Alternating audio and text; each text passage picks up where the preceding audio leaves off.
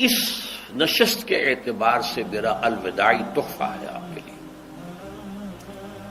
اور وہ یہ کہ میری جو دینی، ملی، تاریخی، سیاسی، عمرانی جو سوچ ہے، جو فکر ہے میرا، جو 50 برس سے زائد عرصے کے مطالعے اور غور و فکر پر مبنی ہے، جس مطالعے میں میری آنکھیں بنیادی طور پر قرآن اور حدیث ہیں،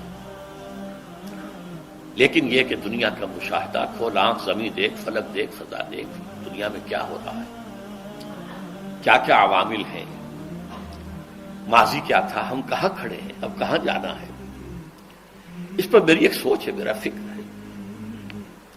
پھر یہ کہ ہماری اخروی نجات کا دار و مدار کس چیز پر ہے۔ تاریخ کے بہاؤ کو نہ میں روک سکتا ہوں، نہ آپ روک سکتے ہیں، وہ تو ڈانگ بہتا رہے گا، اور اس کو فیصلہ کرنے والا صرف اللہ ہے۔ کسی فرد بشر کے اختیار میں نہیں ہے کہ وہ تاریخ کے بہاؤ کو موڑ دے۔ ہاں، محمد رسول اللہ نے موڑا تھا صلی اللہ علیہ وسلم، لیکن یہ ہے کہ ہم اس تاریخ کے بہاؤ میں تنکوں کی طرح بہتے چلے جائیں، یا یہ کہ ہمیں کچھ کرنا ہے۔ اس اعتبار سے میں اپنے فکر کا خلاصہ آج آپ کی خدمت میں پیش کروں گا، وہ میرا اس سلسلہ اجتماعات کے اعتبار سے الوداعی تحفہ ہوگا۔ اب میں آغاز کر رہا ہوں۔ پہلی بات، اس سبب میں 3 باتیں مجھے کہنی ہیں۔ سب سے پہلی بات یہ کہ زندگی کی سب سے بڑی حقیقت موت ہے۔ ہم بھلائے رکھتے ہیں، اپنے ذہن سے اسے دور رکھتے ہیں، لیکن واقعہ یہ ہے کہ زندگی کی سب سے بڑی حقیقت موت ہے۔ خدا کے منکر پیدا ہوئے ہیں، لیکن موت کا انکار کرنے والا تو کوئی پیدا نہیں ہوا۔ اس لیے میں نے آیت آپ کو سنائی، کل نفس ذائقۃ الموت، ہر ذی نفس کو موت کا مزہ چکھنا ہے، ہر جاندار کو موت کا مزہ چکھنا ہے۔ ثم الینا ترجعون، پھر ہماری طرف لوٹا دیے جاؤ۔ تو زندگی کی سب سے اہم حقیقت موت، اور موت کے بعد رجوع اللہ، آخرت، یہ سب سے بڑی حقیقت ہے۔ ایک حقیقت سب مانتے ہیں، سب جانتے ہیں، دوسری حقیقت کے اوپر پردہ پڑا۔ میں نے اس اعتبار سے نوٹ کیا، یہ الفاظ قرآن میں 3 مرتبہ ہے، کل نفس ذائقۃ الموت، ہر جاندار کو موت کا مزہ چکھنا ہے۔ انبیاء اس سے مستثنا نہیں رہے، رسول اس سے مستثنا نہیں رہے، اولیاء اللہ مستثنا نہیں رہے۔ وقتی طور پر استثناء حضرت عیسیٰ کا ہے کہ ابھی وہ زندہ ہے، لیکن عیسیٰ یاتی علیہ الموت، حضور نے فرمایا عیسیٰ پر بھی موت آئے گی، جب دوبارہ آئیں گے، زمین پر اتریں گے، پھر اس کے بعد ان پر موت وارد ہوگی، ان کی نماز جنازہ پڑھی جائے گی، انہیں دفن کیا جائے گا حضور کے پہلو میں، شادی بھی کریں گے، اولاد بھی ہوگی۔ باقی تو یہ ہے کہ کل نفس ذائقۃ الموت، سب کو موت کا مزہ چکھنا ہے۔ عیسیٰ بھی بالآخر اس سے مستثنا نہیں رہیں گے، بلکہ قرآن میں ایک جگہ کہا گیا ہے افإن مت فہم الخالدون، کیا ہے نبی، اگر آپ کا انتقال ہو گیا تو یہ کیا ہمیشہ رہیں گے؟ کون ہے دنیا میں جو ہمیشہ رہے؟ انتقال تو ہونا، آپ کا بھی ہونا ہے۔ انک میت وانہم لمیتون، یہ تو مختصر ترین الفاظ تھے۔ اس سے آگے بڑھیے، سورہ انبیاء میں فرمایا کل نفس ذائقۃ الموت وَنَبْلُوكُمْ بِالشَّرِّ وَالْخَيْرِ فِتْنَةً وَإِلَيْنَا تُرْجَعُونَ، ہر جاندار کو موت کا مزہ چکھنا ہے، اور اس سے پہلے پہلے ہم تمہیں آزماتے رہیں گے، خیر کے ذریعے بھی، بھلائی دے کر، صحت دے کر، دولت دے کر، اولاد دے کر، شہرت دے کر، اور برائی کے ذریعے سے بھی، تنگ دستی دے کر، بے عزتی دے کر، اہانت دے کر، ذلت دے کر، وَإِلَيْنَا تُرْجَعُونَ، اور پھر ہماری طرف لوٹائے جاؤ گے۔ یہ وہ دوسری حقیقت جو میں نے کہا کہ جس پر پردہ پڑا ہوا ہے، بہت بڑا پردہ ہے۔ لوگ یہی سمجھتے ہیں کہ یہی دنیا کی زندگی ہے۔ قرآن کہتا ہے إِنَّ الدَّارَ الْآخِرَةَ لَهِيَ الْحَيَوَانُ لَوْ كَانُوا يَعْلَمُونَ، یہ تو آخرت والی زندگی ہے جو اصل زندگی ہے، کاش کہ انہیں معلوم ہوتا۔ اس سے بھی زیادہ تفصیل سے یہ آل عمران میں آئی آیت، کل نفس ذائقۃ الموت وانما توفون اجورکم یوم القیامہ، ہر جاندار کو موت کا مزہ چکھنا ہے اور پھر تمہیں پورا پورا تمہارا اجر اور بدلہ دے دیا جائے گا قیامت کے دن۔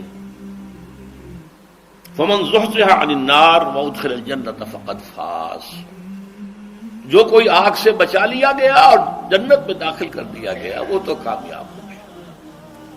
اللہم ربنا اجعلنا منہم، اللہم ربنا اجعلنا منہم، اللہم ربنا اجعلنا منہم۔ وما الحیات الدنیا الا متاع الغرور، اور دنیا کی زندگی تو سوائے دھوکے کے سامان کے اور کچھ نہیں۔ دھوکہ کس معنی میں؟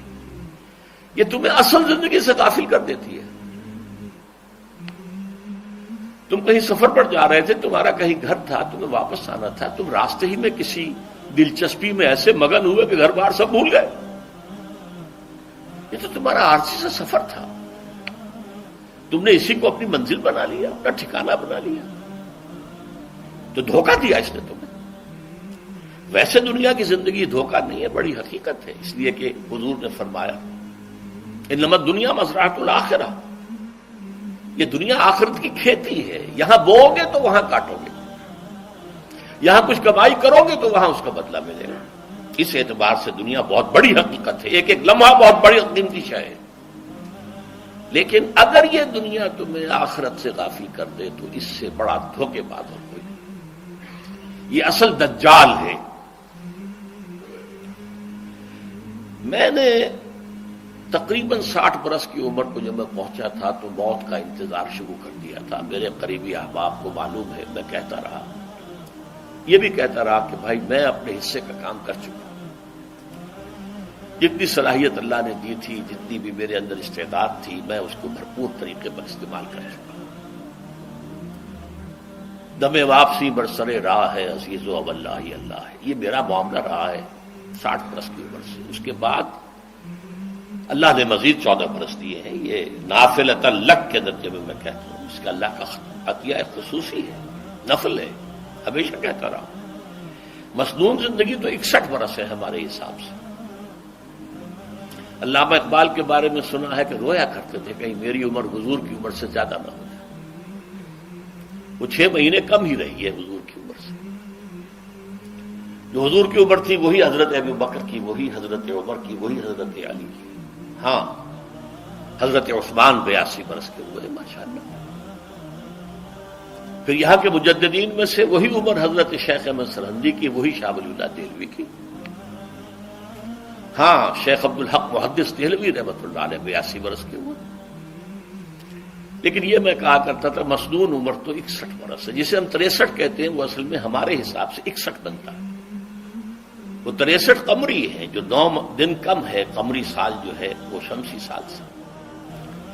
بہرحال میں اس وقت سے منتظر تھا، لیکن جو بھی وقت اللہ نے دیا ہے، اللہ کا شکر ہے، وہ مفید کاموں میں لگا ہے۔ ان میں خاص طور پر میں سمجھتا ہوں کہ اللہ کا مجھ پر سب سے بڑا احسان، اور مجھے پر نہیں، بہت بڑے پیمانے پر لوگوں پر جو احسان ہوا ہے، وہ میرا 1998 کا دورہ ترجمہ قرآن جو کراچی میں ہوا تھا۔ 1998 کے مارچ میں میرا بڑا آپریشن ہوا، دونوں گھٹنے تبدیل کیے گئے، لیکن 98 کے آخر میں، حالانکہ میں چل نہیں سکتا تھا، کراچی میں مسجد جو ہے اونچی ہے، دوسری منزل پر ہے، تو خاص ریمپ بنایا گیا جس کے ذریعے میں ویل چیئر پر مجھے لے جایا جاتا تھا۔ میں نے درس دیا۔ اس درس کی گزشتہ چند سالوں سے پوری دنیا میں جو گونج ہوئی ہے اللہ کے فضل و کرم سے، اللہ کوئی حکمت خداوندی اس کے ساتھ وابستہ ہے۔ اس میں میرے کسی کام کو دخل نہیں ہے، میری کسی کوشش کو دخل نہیں ہے۔ میں نے تو جو درس میں دیتا آ رہا تھا 85 سے دورہ ترجمہ قرآن، البتہ یہ بات ضرور ہے کہ میں نے محسوس کیا تھا کہ 98 کے اس درس میں دورہ ترجمہ قرآن کے مجھے خصوصی انشراح حاصل تھا۔ میری ساری گفتگو کا حاصل کیا ہے؟ دیکھیے، نظریاتی تحریکوں کا تعلق اشخاص سے نہیں ہوتا، ٹھیک ہے، کوئی اس کا داعی ہوتا ہے، کوئی اس کا مؤسس ہو جاتا ہے، کوئی اس کا آغاز کرنے والا ہوتا ہے، لیکن نظریاتی تحریک افراد سے وابستہ نہیں ہوتی۔ افراد آتے چلے جاتے ہیں اپنا اپنا حصے کا کام کر کے، جس کو جتنا مقدر ہے، جس کی جتنی اللہ تعالیٰ کی طرف سے توفیق ہے، وہ اپنا کام کرے گا، چلا جائے گا۔ یہ چمن یوں ہی رہے گا اور ہزاروں جانور اپنی اپنی بولیاں سے بول کر اڑ جائیں گے۔ مبارک ہیں وہ لوگ جنہیں قرآن کی بولی بولنا نصیب ہو جائے۔ وَإِنْ يَحْسَبُوا أَنِّي مِنْهُمْ، مجھے گمان ہے، اللہ کا فضل ہے کہ میں ان میں سے ہوں، میں نے قرآن کی بولی بولی ہے، اور قرآن مجید کو جیسا کہ وہ ہے ایز اٹ از، اپنے کو مذمومہ خیالات، اپنے کوئی ذہن سے زائدہ نظریات کو میں نے اس میں دخل نہیں دیا، جسے انگریزی میں آپ آبجیکٹیولی کہتے ہیں، خالص معروضی طور پر قرآن کو پڑھا، قرآن کو قرآن سے سمجھائے یا پھر سیرت رسول سے سمجھائے۔ میں لفظ سنت کی بجائے سیرت استعمال کر رہا ہوں۔ قرآن مجسم حضور تھے صلی اللہ علیہ وسلم، اور حضور کی سیرت اور حیات جو ہے وہ قرآن مجید کی اصل تفسیر ہے۔ یہ حقیقت بھی بہت کم لوگوں کے علم ہے۔ وہ احادیث کا نام تو لیتے ہیں، احادیث بھی ہے، سیرت بھی تو احادیث ہی سے ہمیں ملتی ہے، لیکن میں خاص طور پر سنت یا حدیث کی بجائے سیرت کا استعمال۔ قرآن کی دو سورسز ہیں، قرآن خود اور سیرت رسول صلی اللہ علیہ وسلم۔ بہرحال انشاءاللہ العزیز یہ کام بڑھے گا، چلے گا، یہ میں ابھی بعد میں عرض کروں۔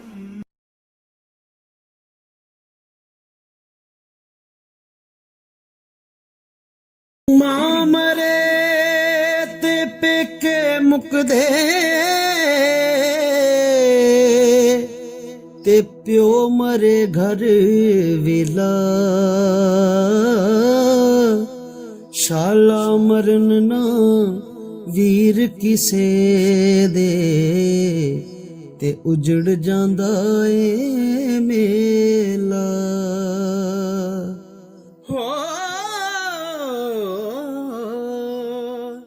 سکھیاں نال میں